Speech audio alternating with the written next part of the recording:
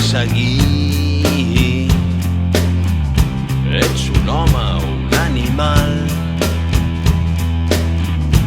i ets tu en aquest món. Uns minuts de por, uns minuts de confusió, uns minuts per oblidar, uns minuts per recordar el que mai podrem oblidar.